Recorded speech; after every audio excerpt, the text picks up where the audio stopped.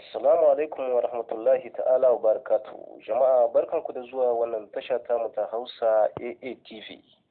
Tashar da take kawo muku ƙayatattun shirye-shirye waɗanda suka haɗa da tarihin 'yan mazan shi'a da labarin ƙasashe da ma wasansu. Ba tare da ɓata lokaci ba, insha Allah yau za mu kawo muku takaitaccen tarihi na Janar Yakubu Jacques Gowon.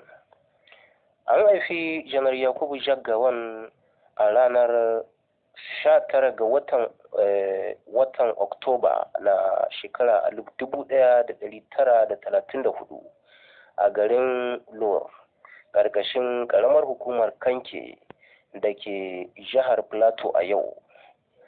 Kasancewar mahaifinsa Inda Yohana da mahaifiyarsa Matwok Kuryang mambobi ne daga cikin ƙungiyar CMS cewa da Church Missionary Society. Sakamakon aikin wannan nasu na wannan ƙungiya sun dawo Wusasa a Zaria da zama a matsayin su na missionaries. Wannan ya sa Janar Yakubu Gowon ya taso kuma ya yi karatunsa a Zaria. Daga cikin makarantun da Janar Yakubu Gowon ya yi akwai Royal Military Academy wanda take Sandos, sai kuma Staff College Camberley, sai kuma Joint Staff College wanda take Latimer, sai a ƙarshe ita ce University of Warwick. A cikin watan Januwari na shekara ta 1966 ne Janar Yakubu Gowon ɗan ƙabilar Angas ya haye kan karagar mulkin Najeriya yana da shekara 31 da haihuwa, sakamakon wani juyin mulki da Chukwuma Kaduna Nzogu ya jagoranta, wanda ya yi sanadiyar rasuwar wasu mutane daga arewacin Najeriya. Waɗannan kuma sun haɗa da sa Abubakar Tafawa Balewa da sa Ahmadu Bello cewa da Sardaunan Sokoto kuma Premier na Arewa, har ma da wasu daga cikin mutanen yammacin ƙasar nan cewa da Samuel Akintola wanda yake Premier na yankin yamma. Janar Yakubu Gowon ya yi mulkin Najeriya daga shekara ta 1966 zuwa shekara 1975. Yayin mulkinsa ya yi fama da mummunan yakin basasar Biafra wanda aka ɗauki watanni ɗaiɗai har 30 ana gwabza ƙazamin fada tsakanin dakarun gwamnati da na 'yan tawayen Biafra wanda Ojukwu ke jagoranta.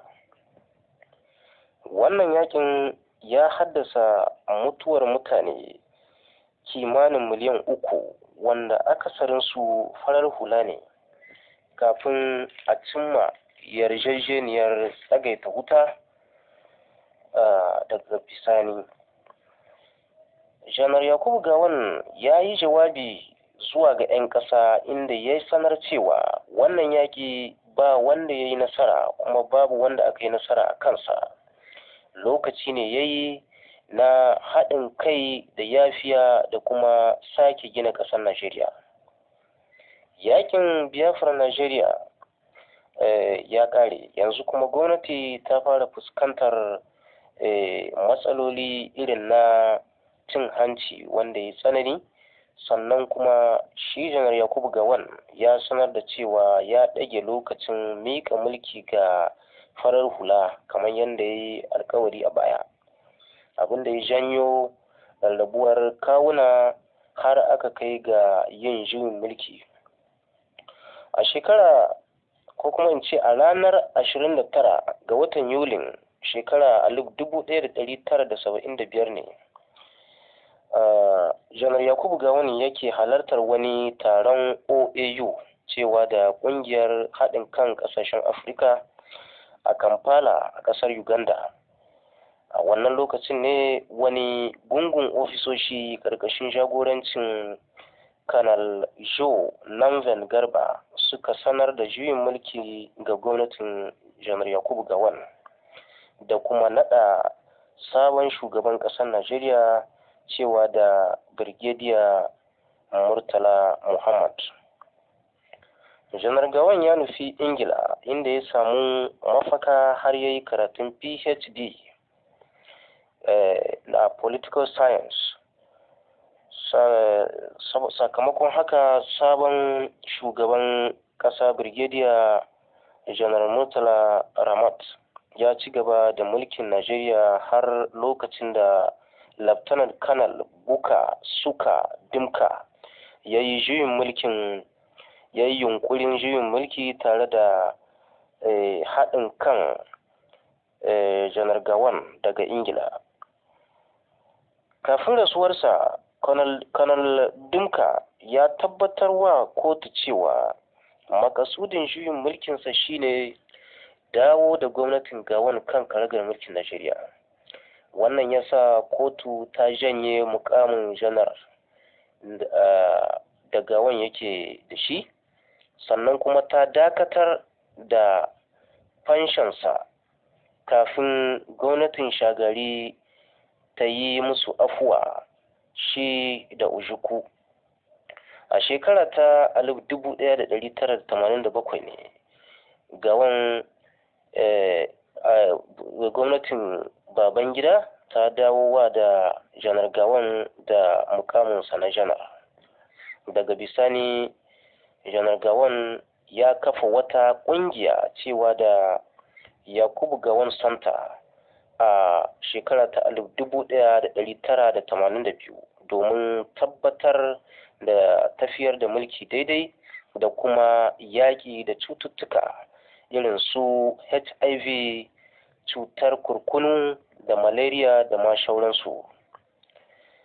A shekara ta 2004 ne Gawan ya samu award ko kuma in ce lambar yabo daga ƙungiyar duniya ta zaman lafiya sabida ƙoƙari nasa da kuma gudunmawarsa na tabbatar da zaman lafiya a ƙasa da kuma bunƙasa tattalin arzikin ƙasa. Janar Yakubu Gawan dai yana da mata guda, sunanta Victoria Zakari, wadda ta kasance ma'aikaciyar asibiti ce. To jama'a, wannan duka shine kawo ƙarshen wannan takaitaccen tarihi namu na Janar Yakubu Gawan. Da fatan kun ji daɗin wannan shiri, kuma da karku manta da danna mana wannan alama ga ta nan kamar haka za ku ganta. Idan ka tsaye da wayarka kana kallon wannan bidiyon, za ka ga wannan alamar a ƙasa ja, in ka dangwale ta za ta dawo ruwan tuka. Sannan kuma akwai ita ma wannan alamar ta hannu mai yatsa a sama, babban yatsa, to saboda haka in ka dangwale shi ma zai dawo bulu.